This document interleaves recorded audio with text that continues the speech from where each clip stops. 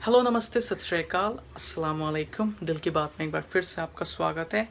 आज मैं आपसे धराशायी हो रहे इंडियन इकोनॉमी के बारे में बात नहीं करूँगा, ना ही गिरते और बर्बाद हो रहे हैं इंडियन पॉलिटिक्स के बारे में बात करूँगा, ना ही बद से बदतर हो रहे इंडियन मीडिया हाउसेस के बारे में बात करूँगा, ना ही कोई मुस्लिम मैटर्स के बारे में बात करूँगा, ना ही कोई ह्यूमैनिटी के बारे में बात करूँगा।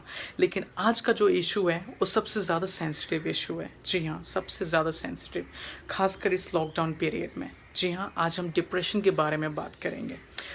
इस डिप्रेशन को मतलब एक मेंटल डिसऑर्डर कह सकते हैं आप। मेंटल हेल्थ जब आपकी अनस्टेबल होती है तब इसे डिप्रेशन का नाम दिया जाता है। लेकिन ये काफ़ी इग्नोर किया जाता है इस इश्यू को। आप हेल्थ में काफ़ी ध्यान देते हैं, लेकिन ये मेंटल हेल्थ को सबसे ज़्यादा भूल जाते हैं, आप इग्नोर कर देते हैं, जो कि सबसे ज़्यादा ज़रूरी है। और ख़ासकर इस लॉकडाउन पीरियड में अहमदाबाद से खबर आई कि फ्राइडे को एक अनएम्प्लॉयड यूथ जो कि 25 साल का युवक था, उसने आत्महत्या कर ली क्योंकि उसे नई जॉब नहीं मिल रही थी। और उसी के शौक में आकर के उसके वालिद साहब ने भी अगले रोज़ आत्महत्या कर ली। ये सिर्फ एक दो केसेस नहीं है, रोज़ सैकड़ों केसेस सामने आ रहे हैं ऐसे। सिर्फ झारखंड की बात करें तो रोज़ वहाँ पे एवरेज 5% सुसाइड कमिट कर रहे हैं रोज़ ड्यूरिंग दिस लॉकडाउन पीरियड। और पूरे हिंदुस्तान से हज़ारों ऐसी खबरें आ रही हैं, सिर्फ सुसाइड्स की नहीं बल्कि डोमेस्टिक वायलेंस की भी।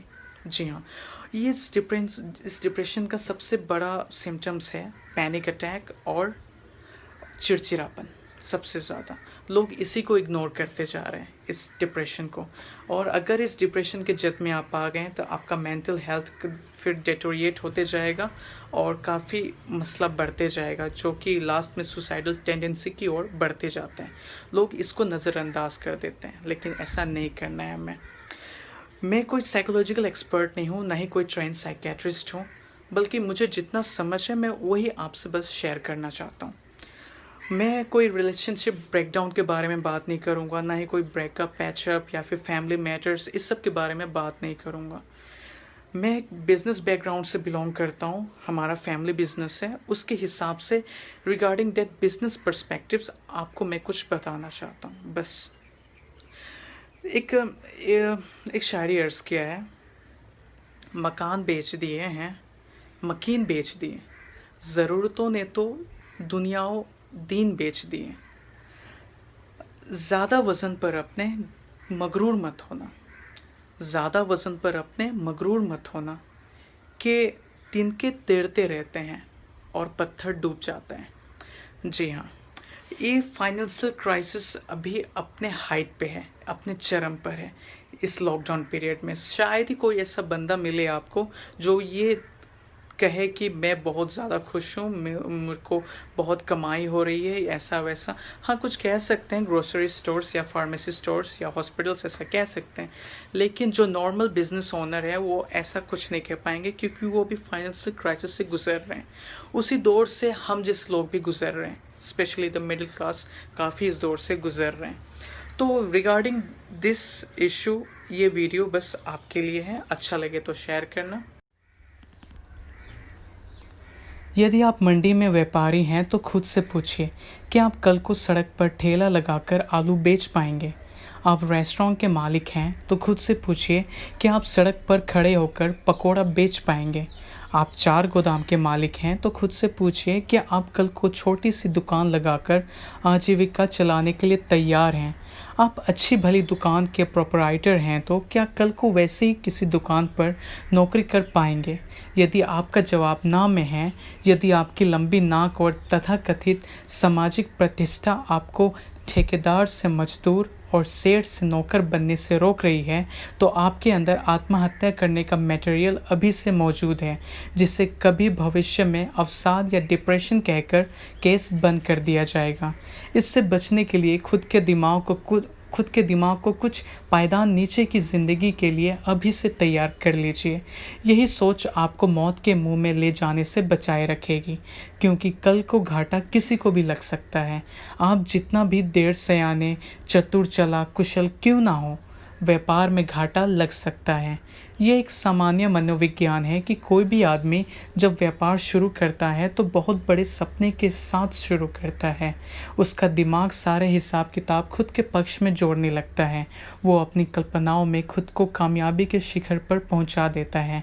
जब लोन पास हो जाता है या पिताजी बिजनेस के लिए पैसे दे देते हैं तो बंदा सोचता है कि शहर का बिल गेट्स अब मैं ही बनने वाला हूँ। गाड़ी होगा, बंगला होगा, नौकर होंगे, चाकर होंगे, वगैरह वगैरह। आपने राजकुमार संतोषी की फिल्म अंदाज अपना अपना तो देखी ही होगी।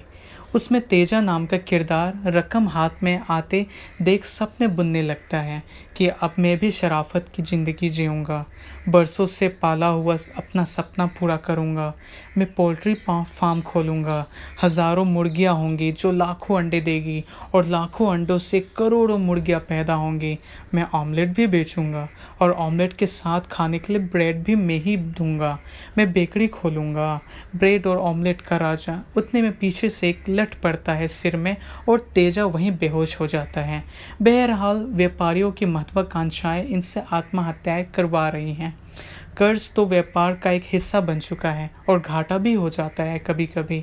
लेकिन जब ये अपने सपनों का महल गिरता हुआ देखते हैं या जो महल इन्होंने व्यापार के सहारे बना दिया है उसे बिखरता हुआ देखते हैं तो मंजर इन्हें मौत से ज़्यादा भयानक लगने लगता है। बिना कार के कैसे रहेंगे? 4 गोदाम के मालिक होकर अब छोटी दुकान लेकर बैठेंगे तो लोग क्या कहेंगे? लेनदारों से और कितना झूठ बोलेंगे, कितना मुंह छुपाएंगे? और फिर इन मुसीबतों का एक ही इलाज नज़र आता है कि पंखे से हुक में झूला झूल लो और टेंशन ख़त्म। व्यापारियों की महत्वाकांक्षाएं इन्हें बड़े रिस्क और बड़े कर्ज लेने को मजबूर करती है और जब आशानुरूप परिणाम सुखद नहीं आते तो इनके द्वारा तय किए गए तरक्की के रास्ते मौत के रास्तों में तब्दील हो जाते हैं। आत्महत्या के ख्यालों से बचने का केवल एक ही रास्ता है, खुद को नीचे के पायदान पर देखने के लिए तैयार रहिए। अपने आप को मानसिक रूप से तैयार रखिए कि आप केवल मालिक बनकर ट्रांसपोर्ट कंपनी ही नहीं बल्कि ड्राइवर बनकर ट्रक भी कुशलतापूर्वक चला सकते हैं। ये विचार आपको भविष्य में आत्महत्या से भी बचाएगा और अपने से नीचे पायदान पर काम कर रहे लोगों को सम्मान देने के लिए भी प्रेरित करेगा। अपने अंदर के तेजा के साथ साथ अपने अंदर के श्याम गोपाल बजाज से भी बात करते रहिए। मन को प्रसन्न रखने के लिए और जीवन जीने के अंदाज सीखने के लिए फैमिली सहित देखें फिल्म अंदाज अपना अपना।